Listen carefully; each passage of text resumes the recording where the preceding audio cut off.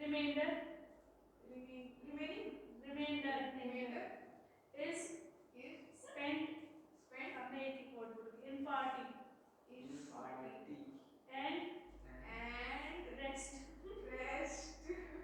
जैसे नर्सरी में पढ़ रहे हो उस time ₹20 rest ₹26 gave to his mother यार ₹26 gave to his mother what was his initial amount repeat करना है बस रिपीट करना है किसी को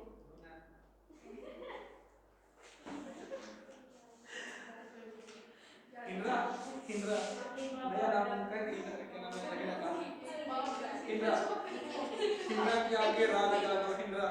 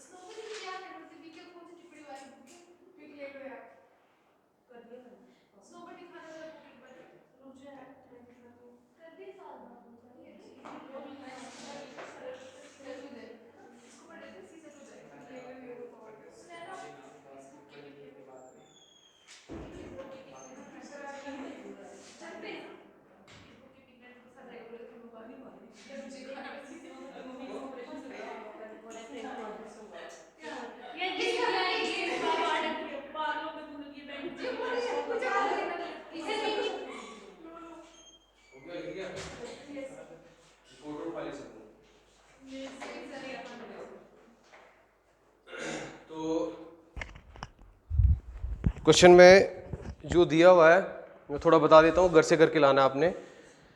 आदित्य के पास कुछ पैसे थे, पैसे हमें नहीं पता है वो क्या है, 100x% मान लेंगे। उससे 25 पहले उसके चोरी हो गए, कितने बजे 75, 10 उसने दोस्त को दे दिए, कितने बजे 65, 65 का 50% उसने पार्टी में खर्च कर दिया, तो 65 का 50% हो गया 32.5, और बाकी जो 32.5 है वो 26 रुपये बन रहे हैं, वो उसने माँ को दे दिया, तो इनिशियल अमाउंट कितना था। ठीक है, ये कर लेना आप घर से। चलिए आप नेक्स्ट क्वेश्चन लिखिए।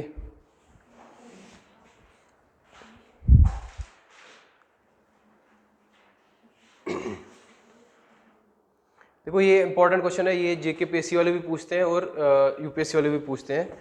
देखिए इन एन एग्जाम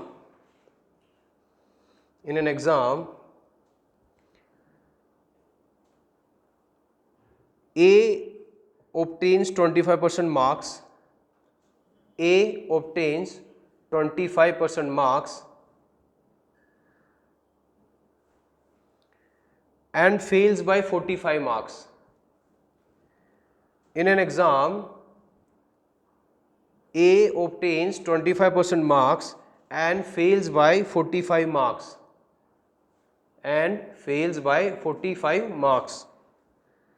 कॉमा करके while another candidate B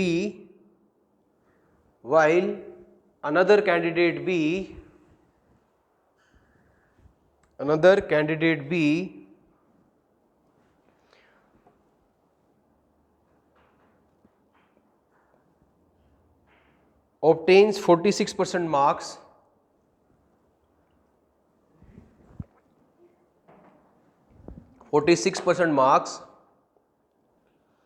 and passes by 15 marks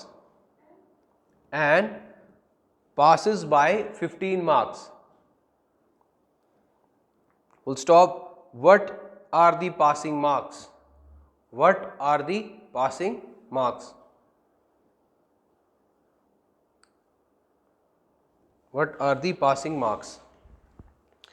तो अब यहाँ पे मुझे बोलो, यहाँ हम क्लास में बैठे हैं, मैं पेपर में जैसे मैं ले रहा हूँ, अभी मेरे पास CSAT का पेपर है। CSAT में इंजीनियरिंग वाला भी है, एक BA वाला आर्ट्स ह्यूमैनिटीज़ वाला भी है।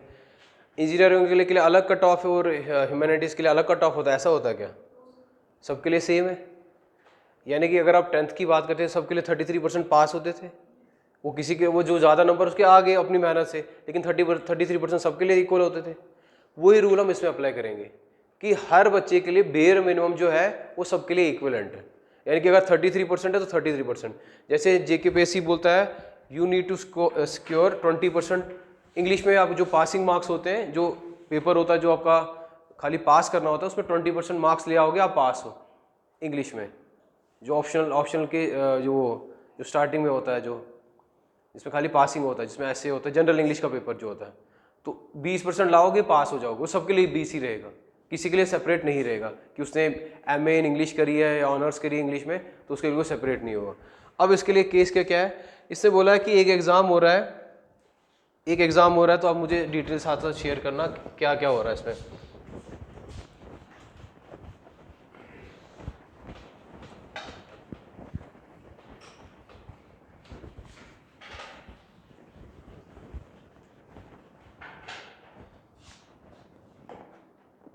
और साथ साथ में मेन चीज़ है, देखो what I feel during my journey in this, जैसे JKPSC या UPSC में notes making is very important. ये लगता है बड़ा लिथार्जिक है नोट्स बनाने, बट ट्रस्ट मी जब पेपर होते हैं ना बड़ा इंपॉर्टेंट हो जाता है, क्योंकि in a duration of 4-5 days there will be 6-7 papers, और उस टाइम पे अगर आपने आपके नोट्स नहीं होंगे कभी भी आप सिलेबस कवर नहीं कर पाओगे। और जब आप पेपर जाओगे, मतलब एक चीज़ जो आपको आती है वो पेपर में आप इतना प्रेशर होता है वो भूल जाती है। जैसे आप एग्ज़ाम सेंटर से बाहर निकलोगे आपको 4-5 पर्सपेक्टिव और पता लग जाएंगे। तो ये डिफरेंस आ जाता है आप में और बाकियों में। अगर आपने लिख के मतलब नोट्स बनाएंगे, ट्रस्ट में बड़ा इरिटेटिंग होता है नोट्स बनाना, बट एक बार ही बन गए वो आपकी वर के लिए, यानी कि किसी दूसरे का भी भला कर सकते हो आप। हर किसी को नोट्स बनाने चाहिए। मेरे साथ ये था, मैं नहीं करता था, मुझे लगता था इट वॉज़ वेरी कि कुछ नहीं होगा मैं कर लूँगा, बट ट्रस्ट में मेरा जो अभी तक जो मेरा दिक्कत हुई है उसकी वजह से हुई है। लास्ट में I was not able to cover all the parts, segments cover नहीं कर पाता क्योंकि बड़े बड़े नोट्स होते हैं। नोट्स जिसके भी ले लो, जैसे मैं ऑप्शनल मैंने शुभ्रा रंजन से करी हुई है, तो उसके भी मतलब आपको लास्ट मोड में क्रिस्प नोट्स चाहिए होते हैं, ज़्यादा आलतू फालतू जलालतू नहीं चाहिए होते, क्योंकि कीवर्ड्स कुछ ही होते हैं जो आप यूटिलाइज कर सकते हो। करंट के भी मैं बोल रहा हूँ, इवन करंट के आपको पास नोट्स आते हैं, उसको भी पूरा पढ़ने की रिक्वायरमेंट नहीं होती। देखो अब इतना विजन इतने बड़े बड़े नोट्स दे देता है, वो करने की रिक्वायरमेंट नहीं होती, इतना पूछते नहीं है, बट ये है कि आपको पास थोड़ी क्रिस्प नॉलेज रहनी चाहिए।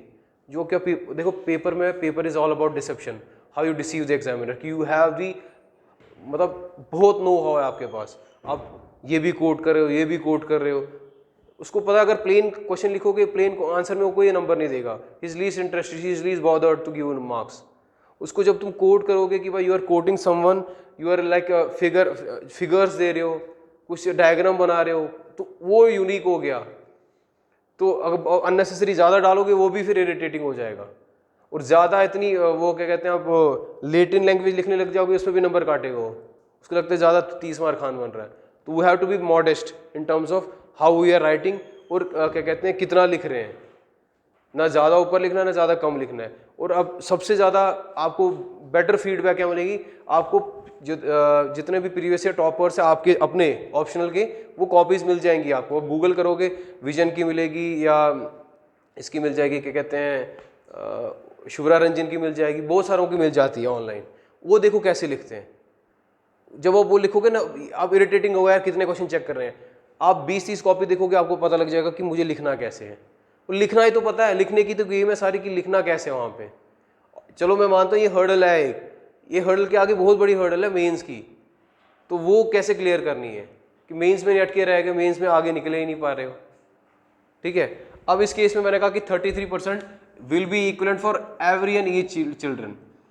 33% मैं नहीं बोल रहा हूँ, मैं ऐसे अज्यूम कर रहा हूँ। तो मैंने कहा कि ये ए के लिए भी 33 होगा और बी के लिए भी 33 होगा, ऐसा।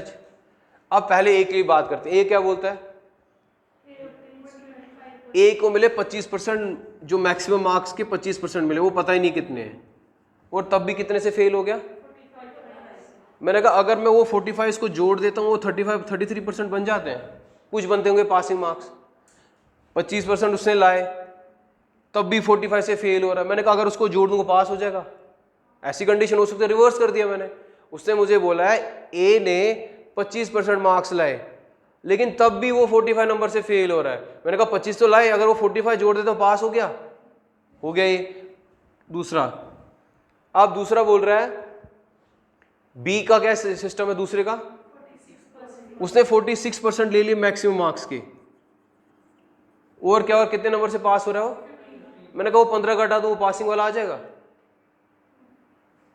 46% से वो मैक्सिमम मार्क्स लाए हुए इसने, और जब वो ला रहा है वो 15 नंबर से पास हो रहा है। 15 नंबर से पास मतलब मिनिमम कुछ पासिंग मार्क्स होंगे, उसके ऊपर 15 लाए होंगे, तो वो 15 से घटा देता हूं तो ये भी पास हो गया, खाली बियर मिनिमम पास हो गया। फिर से बताता हूं, ये यहाँ पे प्लस क्यों किया, ये माइनस क्यों किया। ए जो है उसको मिले थे 25% मार्क्स, 25% मार्क्स लेने के बाद ही वो 45 नंबर से फेल हो गया। मैंने कहा अगर वही 45 इसको ऐड कर देता हूं तो ये पास हो जाता। मैं बना रहा हूं ये कंडीशन। दूसरे को मैंने बोला इक्वल का साइन क्यों करा अभी बताता हूं।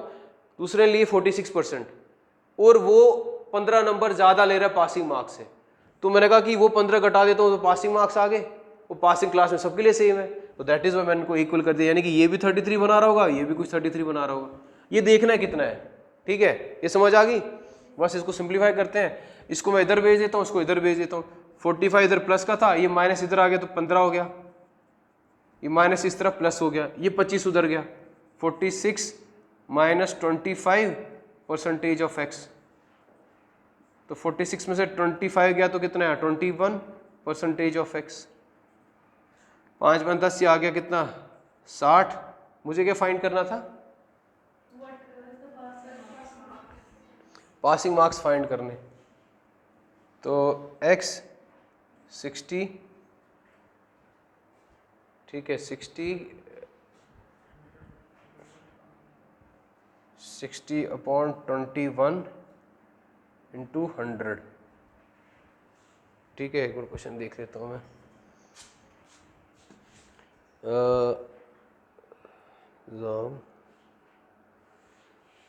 46 और 15, 25, 45, 25, 45, 46 और 15,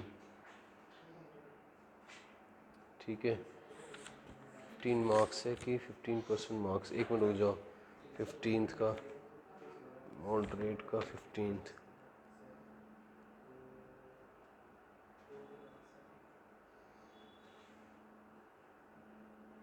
नहीं इसमें पता क्या करा है इन्होंने, ये इन्होंने यहाँ पे लिखा है कि ये 15% मार्क्स है, 15% इसको भी कर दो, ठीक है, इसको भी 15% कर दो। 15% ऑफ एक्स, एक मिनट, इसको मैंने क्वेश्चन लिखा था आपने 15% ऑफ, पास में 15% मार्क्स, मैंने 15 मार्क्स लिखवाया था आपको, उसके साथ परसेंटेज भी है, इसको करेक्ट करो।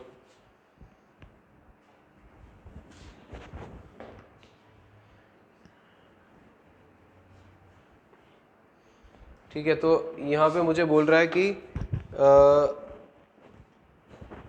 In an exam a candidate obtains 25% marks and fails by 45 marks, another candidate obtains 46 marks and pass by 15% marks। तो 15% मार्क्स से पास हुआ तो उसको माइनस कर दूंगा तो मेरे पास क्या आ जाएगा, यही इक्वेशन आएगी। तो 46 में से 15 गया तो कितना आया, ये आ गया 31% ऑफ एक्स। यहाँ पे कितना है 25% ऑफ कितना, और इसको इधर भेज दे, 45 को इधर ही रखा, ये आ जाएगा 31 माइनस 25% ऑफ एक्स। 45, 31 में से 5 गए 6% ऑफ एक्स, और ये 45 आ गया। मुझे क्या फाइंड करना है, एक्स की वैल्यू। 45 इंटू 100/6, 2 3 ज़ा 2 5 ज़ा 2 0 ज़ा 3 1 ज़ा 3 5 ज़ा 15 5 ज़ा 75, 750 मार्क्स। फिर से बताता हूँ ये क्यों किया मैंने। पासिंग मार्क्स सबके लिए सेम होगा। ए की बात करूंगा, उसने 25% मार्क्स लिए थे और तब भी फेल हुआ था 45 से, इसको ऐड कर दिया तो पास हो गया। हम बना रहे हैं कंडीशन, उसने नहीं दी है, थोड़ा ट्विस्ट करा हमने। दूसरा 46% लिए नंबर, उसने 46% नंबर लिए हैं और वो हो रहा है पास 15% नंबर से, ना कि 15% नंबर से, ना कि 15 नंबरों से। अगर नंबरों से भी लेता तो हम ऐसे करते, लेकिन अभी कंडीशन जो क्वेश्चन के ऑप्शन है उसके अकॉर्डिंग हम चलेंगे।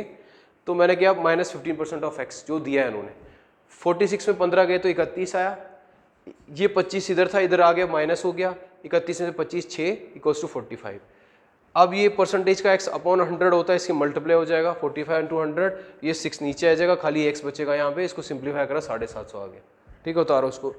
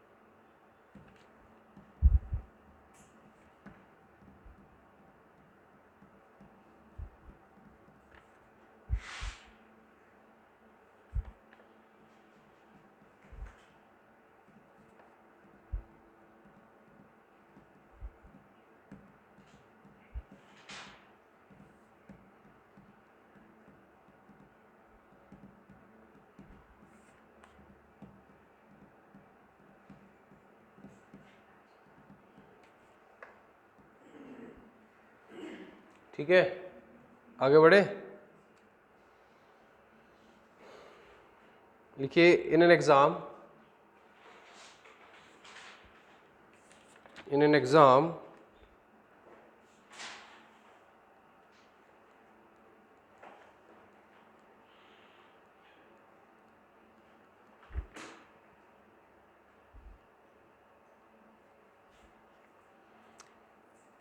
in an exam 20% failed in Hindi, 20% failed in Hindi,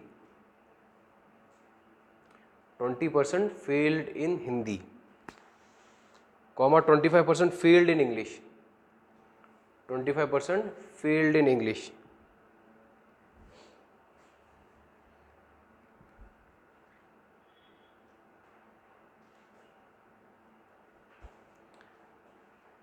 %7 failed in both, 75% failed in both. Sorry, 7%. 7% failed in both. Then percentage of students,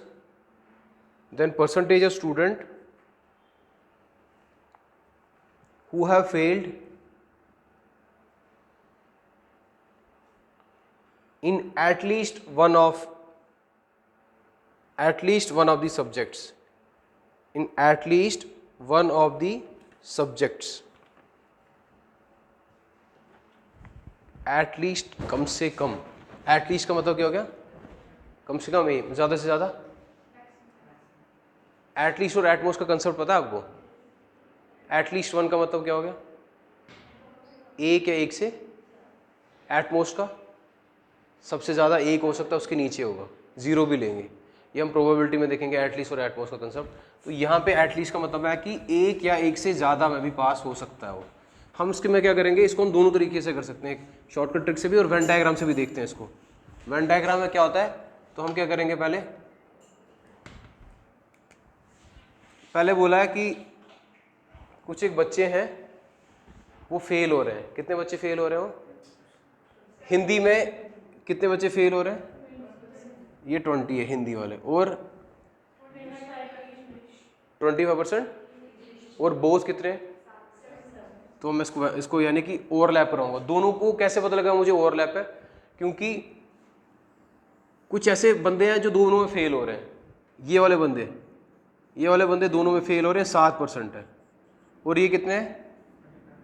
25%। ये कौन से है? हिंदी है, ये बोथ वाले हैं, और ये कौन सा है? इंग्लिश। मुझे बोला है आप बताओ जी, दोनों में कम से कम एक में फेल होना चाहिए, ज़्यादा से ज़्यादा दोनों में हो सकता है। ये वाले पार्ट में क्या है, दोनों फेल हो रहे हैं। एक मिनट होल्ड पे। हेलो,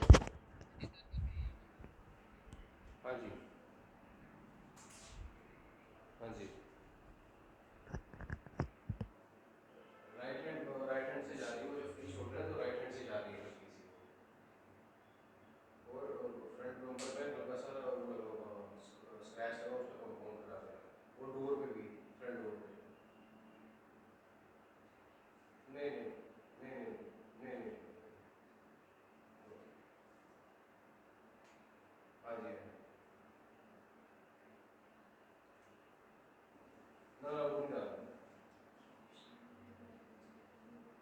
ना ना ट्रेन ट्रेन, हाँ हाँ हाँ, तो दूसरे में करा देंगे, कोई इशू नहीं होगा। हाँ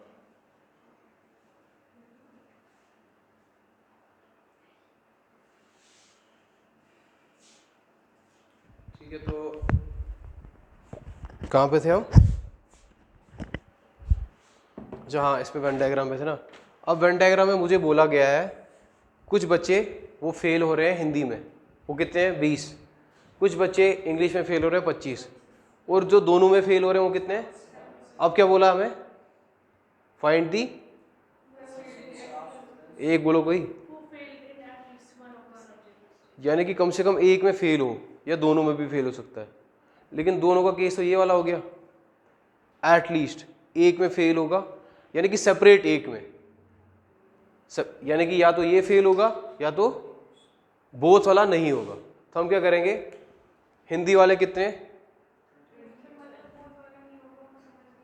देखो क्या होता है कि सिंगल में फेल होगा, यहाँ पे देखो ये वाले ये पार्ट जो है ना ये दोनों में फेल है, इंग्लिश में भी और हिंदी में। वो बोल रहा है या तो इंग्लिश में फेल होगा या तो हिंदी में फेल होगा, दोनों में नहीं होना चाहिए। तो ये हिंदी वाले फेल है, ये इंग्लिश वाले फेल है, ये बोथ फेल है। बोलता है कम से कम एक में होना चाहिए वो बंदा, फेल फेल एक ही में फेल होना, फेल की कंडीशन सारे, पास कोई नहीं हो रहा है इसमें। ठीक है, तो ये 20 हो गया और ये 25 हो गया।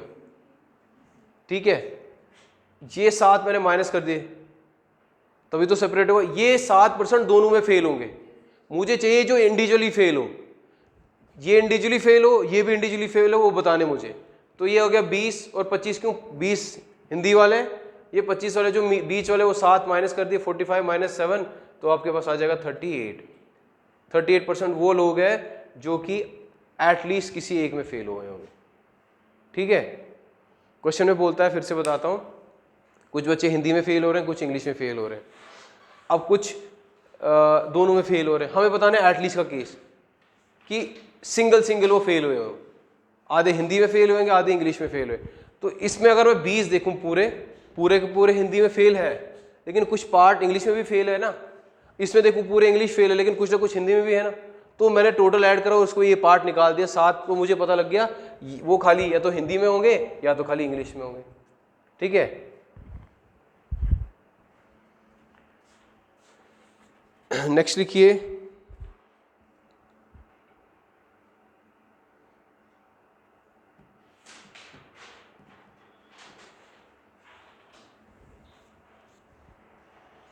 "30% students failed in English." 30% students failed in English.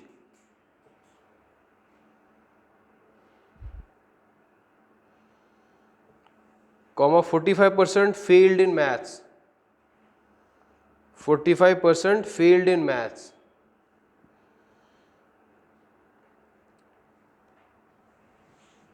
And 25 students failed in both the 25% failed in both 25% failed in both. Then the students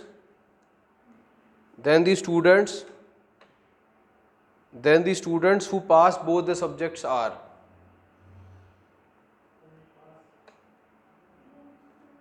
then the students who pass both the subjects are। ठीक है, दिया fail का निकालना है, पास का। ठीक है, दिया फेल का निकालना है, तो हम क्या करेंगे,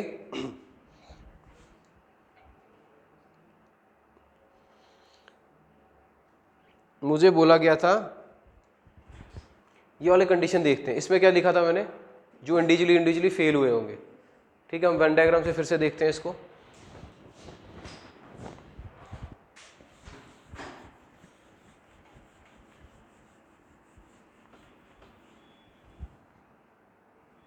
इस वाले पार्ट में अगर वो मुझे रिजल्ट फाइंड कर रहा होता पिछले वाले क्वेश्चन में, तो वो उसको भी देखेंगे इस क्वेश्चन के अकॉर्डिंग। पहले मुझे बोला है कि क्या बोला था, पहली कंडीशन क्या थी, कोई एक बोलो। 30% स्टूडेंट्स फेल्ड इन इंग्लिश, 30% बच्चे फेल हो रहे हैं इंग्लिश में, तो 70 पास भी होंगे, 70 पास हो गए होंगे। तो दो कंडीशन ऐसे है, ये फेल वाले हैं और ये पास वाले हैं। चलो आगे फिर 45% फेल इन मैथ्स, तो 45% फेल हो रहे हैं मैथ्स में, तो पास कितने होंगे 55। अच्छा, बोथ का है 25% स्टूडेंट्स फेल इन बोथ, यानी कि 25% ऐसे छात्र हैं जो कि दोनों में फेल का कंडीशन है, यानी कि ये 30 है, 45 है और ये 25% है। ठीक है, अब पहले पिछले वाला केस हमने क्या करा था, अगर मुझे बोला कि वो बंदा एटलीस्ट एक में फेल होगा, हम क्या करते थे, हम लेते थे 30, फिर करते थे प्लस 45 और माइनस करते थे 25, तो कितना है 75 में से 25 कितना आया 50 आया। लेकिन मुझे बताना है, क्या बताना हमें, who passed both the subjects. तो ये हमने कंडीशन की निकाली कि वो एटलीस्ट एक में फेल होंगे। तो ये वाली कंडीशन मैं हटा दूं टोटल में से, तो 100 बच्चे टोटल होंगे, उसमें से 50 घटा देता हूं, तो मेरे पास रिजल्ट क्या आएगा 50%। तो 50% ऐसे बच्चे होंगे जो बोथ किस किस में, मैथ्स और इंग्लिश में पास हुए होंगे। ठीक है, फिर से बताता हूं मैं क्या किया हमने पिछले वाले क्वेश्चन में और इसमें वाले डिफरेंस क्या था। पिछले वाले क्वेश्चन में मुझे बोला था डिफरेंस, देखो मेन चीज़ है आप डिफ्रेंशिएट कर रहे हो, कर पा रहे हो कि नहीं, वो इंपॉर्टेंट है। पहले मुझे बोला आपके पास फेल कंडीशन फेल वाली थी, पास वाली भूल जाता हूं मैं। ठीक है, तो ऐसे समझते हैं, फेल वाली कंडीशन ले लेते हैं, फेल फेल फेल फेल है, फिर लिए पास पास, इसका भी कितना आएगा फिर 75%, क्योंकि सब 100 है। इसका बनाया 30% फेल है, तो 70 क्या होंगे 45 फेल है, पास कितने होंगे 25%, दोनों फेल है तो 75% दोनों पास होंगे। तो उसको डाल देते हैं कंडीशन, 70 + 55 - 75, ये कितना बना 125 - 75, वो भी 50 आ रहा है। ऐसा ही कर लो या वैसे कर लो, फाइनल आपको डिडक्ट करना है, या तो आप अगर साथ साथ कन्वर्ट कर पा रहे हो आपका भी आंसर आ जाएगा।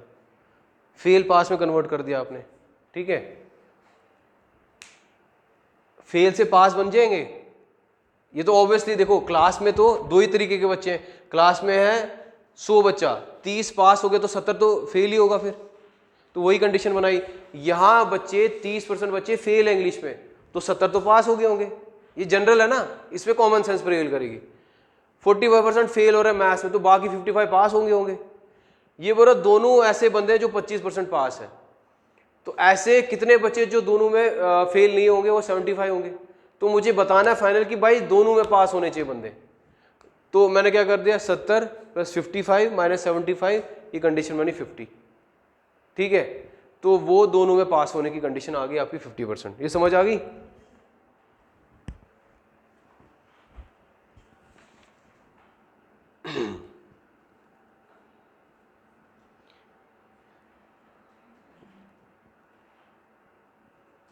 नेक्स्ट क्वेश्चन लिखिए,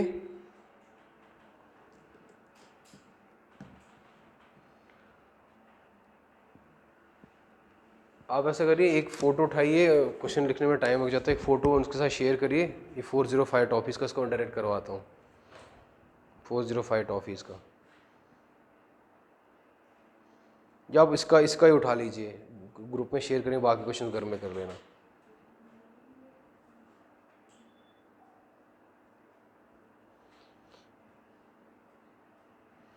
ठीक है, अभी दे दो इनको जो जो देख लो क्वेश्चन।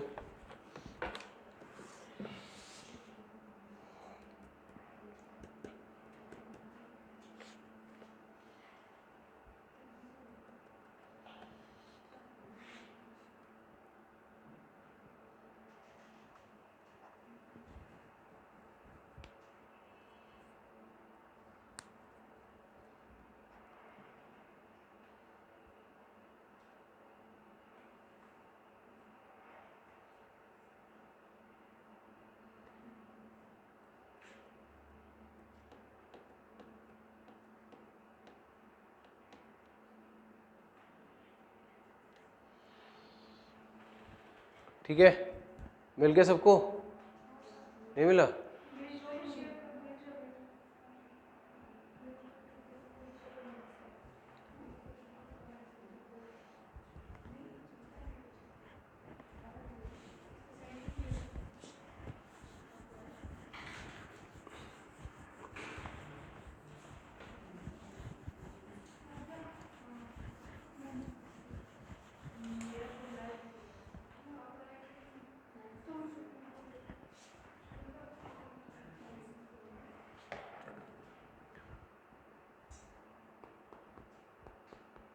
फोर 405 टॉफीज वाला क्वेश्चन देखेंगे।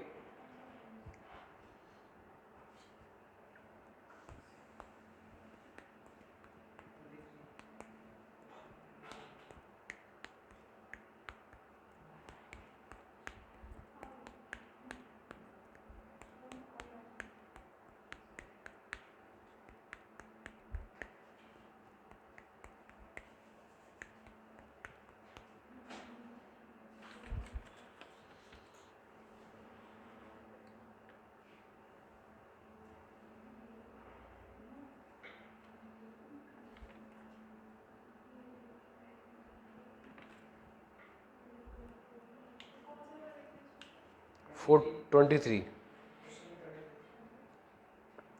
आगे सबके पास 23 में मुझे बोला है लैंग्वेज वाले क्वेश्चन है। लैंग्वेज में मैं अगेन बोल रहा हूँ, लैंग्वेज में आपको सॉल्व करने के लिए ज़्यादा टाइम नहीं लगेगा, लेकिन समझने में टाइम लगेगा। तो पहले समझते हैं क्वेश्चन में क्या बोला है। बोला मेरे पास 405 टॉफीज़ है, वो मुझे बांटनी इस तरीके से कि सब बच्चों को एक ही मिले, मतलब इक्वल मिले। और साथ में बोल रहा है in such a way that the number of toffees received by each child is का मतलब क्या होता है? Equal to 20% of total number of children. How much toffees did each child got? हर बच्चे के पास कितनी मिठाई टॉफीज है। ठीक है, तो हम क्या करते हैं, मुझे ये बोला गया था कि पहले आपके पास 405 टॉफीज थी। अब मुझे ये नहीं पता कि टॉफीज कितनी बांटी है, मुझे वो निकालना है। टॉफीज देनी कितनी, टॉफीज हर बच्चे को कितनी वो नहीं पता है। तो मैं मान लेता हूँ, अज्यूम करता हूँ कि बच्चे कितने एक्स हैं, बच्चे कितने हैं। ये बोल रहा क्वेश्चन में पहली लाइन बोल रहा है कि 405 मुझे इक्वली डिस्ट्रीब्यूट करनी है सब बच्चे में। वो कैसे होगा? मैंने कहा अभी आप क्या कहते हैं, मेरे पास let's say 1 2 3 4 5 6 7 there are 7 students in class, और मुझे क्या कहते हैं देयर आर 28 टॉफीज, मुझे सबको इक्वली डिस्ट्रीब्यूट करना है। तो मैं क्या करूँगा, उसको किससे डिवाइड करूँगा? 7 से। तो हर किसी को 4 मिल गई। तो वैसे ही मुझे इक्वली डिस्ट्रीब्यूट करना है। तो ये नंबर ऑफ टॉफीज है। तो नंबर ऑफ टॉफीज कितनी है? 400। हर बच्चे को इक्वली डिस्ट्रीब्यूट करें तो नंबर से डिवाइड कर दूंगा, ये पता लग गया। ये किसके बराबर? इज 20%। 20% किसके बराबर है? टोटल नंबर ऑफ चिल्ड्रन कितने हैं? बस ये बन गई इक्वेशन, खत्म खेल, आपका आंसर आ जाएगा। 405 टॉफी हर बच्चों में इक्वली डिस्ट्रीब्यूट करना है, ये समझ आनी चाहिए कि कैसे करते हैं। तो मैंने आपको बोला 28 थी, मेरे पास 7 हो आप, तो आपने डिवाइड करा। तो मैं मान लेता हूँ चिल्ड्रन कितने हैं? एक्स है। तो 405 अपॉन एक्स किसके इक्वल? इसका मतलब होता है equal two is 20% of the number of children. वो कितने एक्स है? तो कर देते हैं इसको 405 upon x equals to 20 upon 100 into x. 0 0 2 1 जा 2 5 जा, ये 5 इधर आ गया, एक्स इधर आ गया, तो 405 इंटू 5 इक्वल्स टू एक्स का स्क्वायर। ठीक है, तो अब देखते हैं 405 इंटू 5 इक्वल्स टू एक्स का स्क्वायर आया। तो 5 5 जा 25, 5 4 जा 20, 20 25 एक्स का स्क्वायर। ठीक है, 20-25 का स्क्वायर है, ये मुझे फाइंड करके दिखाओगे ये किसका होगा? 2025, इसके पीछे 5 है तो हमेशा 5 का ही होगा। ठीक है, तो आपको टेबल कैसे याद कराया था मैंने कि 45 का अगर करेंगे, 45 का क्या होता था? 5 5 जा 25 और 4 5 जा। स्क्वायर का मैंने फॉर्मूला बताया था, देखो जब जिसके पीछे 5 होगा ना, तो जैसे 15 का स्क्वायर निकालना होता था तो मैं करता था 5 5 जा 25 लिख लिया, 1 के आगे वाला नंबर 2 है तो 1 2 जा 2, तो 225 आंसर आ गया। वैसे मैंने कहा 35, तो 5 5 जा 25 आ गया, 3 के आगे वाला नंबर 4, तो 4 थी 12 आंसर। इसका देखते हैं, 20 25 है, 25 आ गया, 5 पीछे हो गई, ये अगला नंबर, दो नंबर को मिला के तो ये आएगा 4 × 5 20 होता है, तो मेरे पास आ गया ये, तो यहाँ लिखो 45 मेरे पास आ जाएगा, 45 का स्क्वायर। तो एक्स की वैल्यू कितनी आ गई? 45। एक्स की वैल्यू कितनी आ गई? मुझे निकालना क्या था? कितनी टॉफी बांटी हुई है, तो क्या क्या करूँगा? 405/45 निकल गई टॉफी। क्या होगा फिर? तो 9 1 जा 9 4 जा 36, 65 नहीं होगा, ये होगा 5 9 जा 45, 5 8 जा 40, 5 1 जा 9 1 जा 9 9 जा, तो 9 टॉफियाँ वो बांट रहा है हर किसी में। कितनी टॉफियाँ बांट रहा है वो? ये समझे, जिसके पीछे 5 होगा वो किसका होगा? 5 का स्क्वायर होगा। ठीक है, अब आगे वाला नंबर कैसे? 20 है, तो देखना जैसे मैंने कहा था 15 का स्क्वायर, तो 1 का अगला वाला नंबर 225, तो ये 15 का स्क्वायर हो गया। ये 20 है, तो मैंने कहा 4 को 5 से मल्टीप्लाई करो तो 20, तो 45 का स्क्वायर हो गया। एक्स की वैल्यू 45 आ गई। 45 आ गई, इसको से डिवाइड करा, 9 आ गया, आपका आंसर आ गया। ये क्लियर हो गया? कहीं कन्फ्यूजन तो प्लीज रेज योर हैंड। आपको कहीं कन्फ्यूजन समझ आ गई?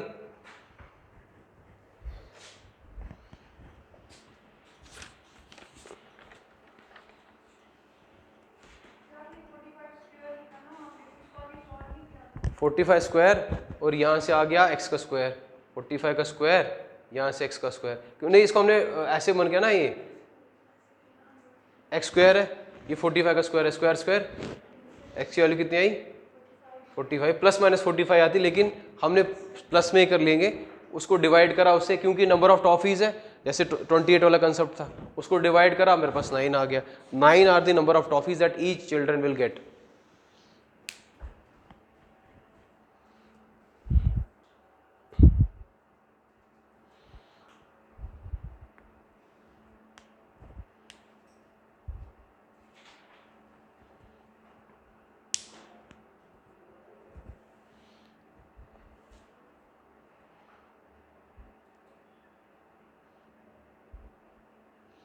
ठीक है, नेक्स्ट क्वेश्चन लिखिए।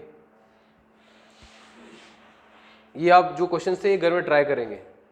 ठीक है, a man spends 75% of his income. A man spends 75% of his income.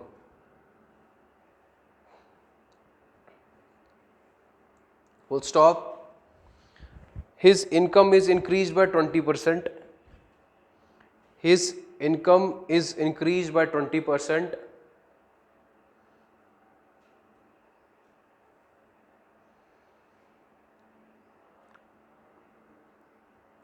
But he increases his expenditure.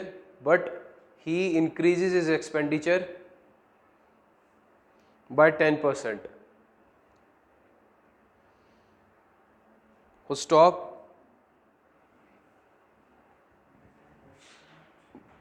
His saving is increased by which percent? His savings is increased by which percent? ठीक है, his savings is increased by which percent?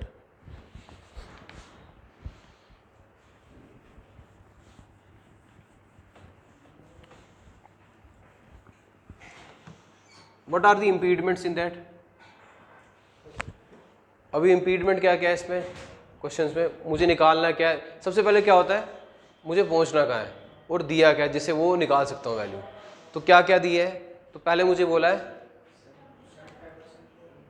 75 किस पे कर रहा है वो?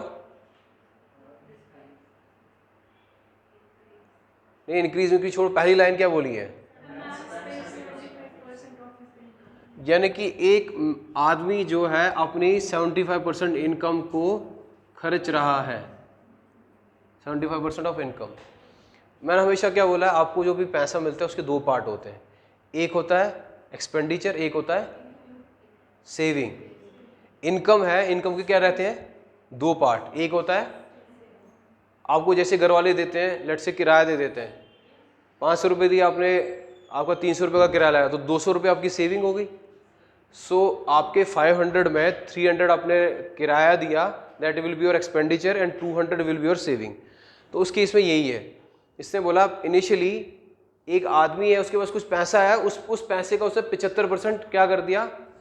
Spend कर दिया, तो खर्च हो गया वो। तो बाकी जो पीछे बचा वो क्या होगी इसकी? डन। अब क्या हो रहा है ये पता लगा मुझे पहले। दूसरी लाइन में बोलता है उसका इनकम कितने से बढ़ रही है, एक्सपेंडिचर कितने से बढ़ा रहा है, तो हमें क्या बताना? सेविंग कितने परसेंट उसकी इंक्रीज होगी। तो यहां पे मुझे नंबर नहीं दिया है और इंक्रीज डिक्रीज का बोला है, तो मैं क्या करूंगा, इसको मैं कंसेप्ट जो मैंने बोला था कल आपको कि जो इनकम होती है वो होती है दो पार्ट्स में बढ़ती है, एक्सपेंडिचर प्लस सेविंग्स।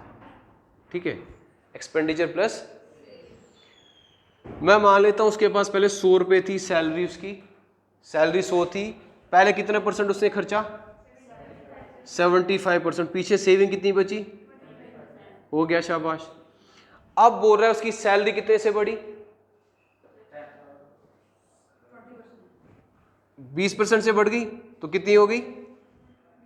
120 होगी ना, क्योंकि बोल रहा है उसकी इनकम से जो इनकम है वो 20% से बढ़ी। एक्सपेंडिचर कितने से बढ़ रहा है? तो कैसे निकालोगे? 75% इंटू 1110 अपॉन 25 3 जा 25 4 जा, और ये आ गया मेरे पास 330 अपॉन 4, इसको भी हो जाएगा 4 2 जा 8 30 आएगा, 4 1 जा 4 4 2 जा 8 30 आएगा, 4 7 जा 28 20 है, 4 5 जा 20 27.5, 27.5 5 5 3 जा 15, 1 आवर कैरी, 3 7 जा 21 22, 3 2 जा 6 82.5। तो 120 में 82.5 होगा तो क्या मेरे पास आएगी? सेविंग्स। देखो पहले क्या बोला था उसने, मुझे पता ही नहीं थी उसकी इनकम कितनी थी, उसने बोला बट 75% उसने खर्च कर दी। तो मैंने कहा 100 माना, 75 खर्च करी, पीछे 25 आ गई। इनकम जो है इसकी 20% से बढ़ी, वो निकाल दी। एक्सपेंडिचर भी बढ़ा उसका, ये ध्यान रखना आपने, एक्सपेंडिचर से बढ़ाना, ना कि सेविंग से बचा, ना कि इससे इनकम से बढ़ाना है। यहाँ पे एक्सपेंडिचर 75 था, उसका 110 निकाला मैंने, वो है 82.5, उसको सब्ट्रैक्ट करूंगा तो मेरे पास सेविंग आएगी। तो कितना? 120 माइनस 82.5, तो ये 10 में से 5 गए तो 5, 9 में से 2 गए तो 7, ये आ गया 11 में से 3 तो 37.5, यहाँ से आ गया मेरे पास 37.5 आ गई मेरे पास सेविंग। मुझे पूछा क्या गया था लास्ट में? परसेंटेज इंक्रीज इन, ठीक है, यहाँ पे सेविंग थी 25, यहाँ पे होगी 37.5। तो क्या करते थे? डिक्रीज देखते थे। किससे देखनी है हमने? एक बार उतारो मत, अभी पहले समझो। ये समझ आई कि 37.5 कैसे आया? सबको समझ आ गई 37.5 कैसे आ गया? कैसे आएगा? आपने 10 ने इधर गया तो ये बचा 9, 5 है ना नीचे, ये समझ आया ना? 120 में से इतना निकाला, इनकम में से एक्सपेंडिचर निकाला तो सेविंग आ गई। पहले सेविंग इतनी थी, अब सेविंग कितनी होगी? बोला सेविंग कितनी बड़ी है, तो बेस कितना है? 25, इंक्रीज करेंगे। तो मैंने कहा कि परसेंटेज इंक्रीज इन सेविंग्स, पहले सेविंग कितनी थी 30, अब नई वाली कितनी? 37.5, पहले वाली कितनी थी 25, डिवाइड में क्या करेंगे? 37 की 25,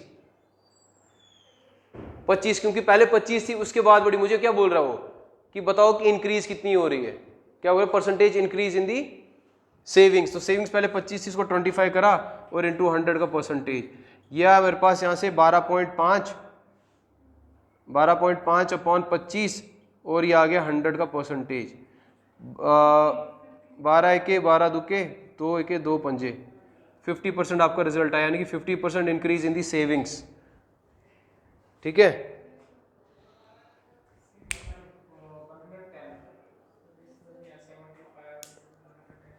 मैंने आपको क्या बोला, शॉर्टकट क्या करते थे हम, जैसे यहाँ पे था, पहले आपके पास था 100 था, 25% इंक्रीज करा, फिर 30% डिक्रीज करा, तो क्या करता था 125 इंटू, इसमें डिक्रीज किया था, यहाँ पे इंक्रीज हो रहा है ना,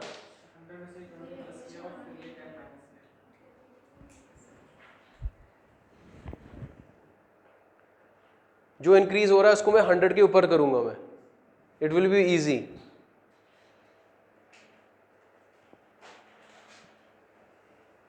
दिया कुछ नहीं था, दिया परसेंटेज की शेप में था, हमने इसको कन्वर्ट करा और इवेंचुअली लेके आए हो।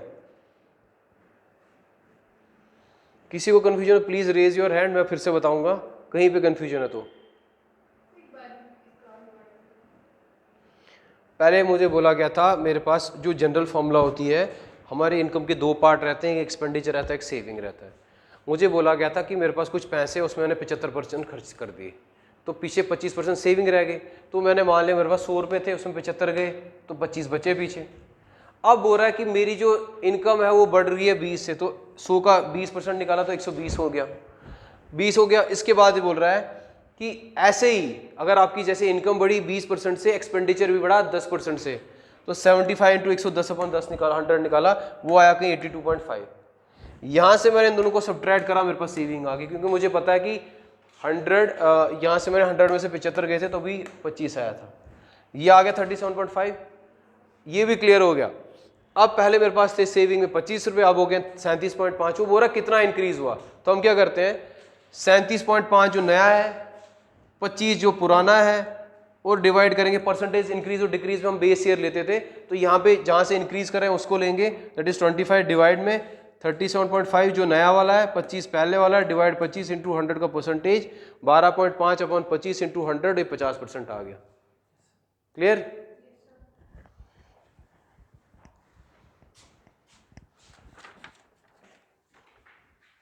उसके बाद लिखिए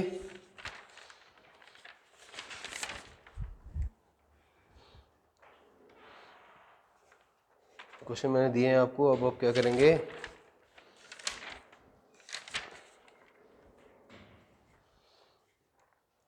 अब मैं थोड़ा आपको प्रॉफिट एंड लॉस का बता देता हूँ, कल हम प्रॉफिट एंड लॉस पे करेंगे, ठीक है। तो कंसेप्ट बता देता हूँ थोड़ा प्रॉफिट लॉस का।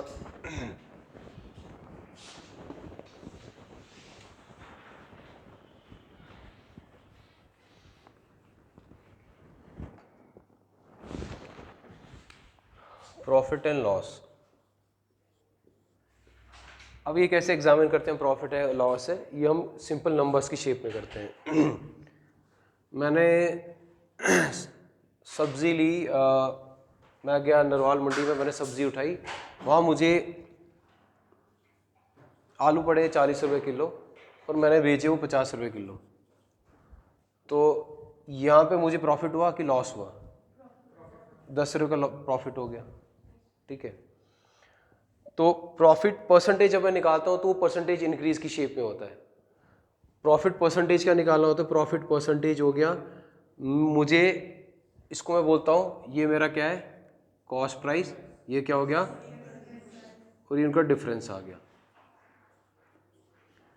तो मैंने कहा कि परसेंटेज प्रॉफिट परसेंटेज किसके बराबर होती है, तो selling price minus cost price upon, ये हमेशा कॉस्ट प्राइस रहता है अनलेस स्टेटेड। वो क्वेश्चन में पता क्या बोलता है कभी कभी, भाई प्रॉफिट बताओ मुझे सेलिंग प्राइस पे, तो जिसमें नहीं लिखा होगा क्वेश्चन में हम सीपी लेंगे, सीपी यूनिवर्सल है, अनलेस पेपर में स्टेटेड है कि मुझे एसपी पे चाहिए profit percentage. Done. Profit percentage selling price minus cost price upon CP into 100, तो एसपी कितना था, एसपी हो गया 50 माइनस 40 अपॉन 40 इंटू 100 का परसेंटेज, तो ये आ गया 10, 40, 100, और ये आ गया मेरे पास 0.04425, 25% मेरा प्रॉफिट हुआ था इसमें, प्रॉफिट परसेंटेज, ठीक है। अब दूसरा केस ले लेता हूँ, मैंने कहा कि मैं कोई एक चीज़ ले रहा हूँ, दुकानदार क्या करता है वो बल्क में चीज़ें उठाता है, और कुछ चीज़ें सड़ने लगती है तो वो उसका क्रॉस डिक्रीज कर देता है, सो दैट कि उसका लॉस ज़्यादा ना हो। तो मैंने कहा कि अब ये केस ले लेता हूँ मैंने 40 की आर्टिकल ली थी और उसको मैंने 30 में बेच दिया, तो देयर विल बी लॉस, 10 रुपये का लॉस होगा, तो देयर विल बी लॉस, तो इसको लिख दिया मैंने 10% का लॉस है। तो लॉस परसेंटेज को हम बोलते हैं, लॉस परसेंटेज हो गया आपका, इसमें हमेशा CP बड़ा होता है, CP माइनस SP, लेकिन डिवाइड में हमेशा क्या रहता है, CP, अनलेस स्टेटेड। CP की वैल्यू कितनी है, CP की 40 है, ये 30 है और ये 40 है, इंटू 100 का परसेंटेज। लॉस कितना हो गया मेरे पास,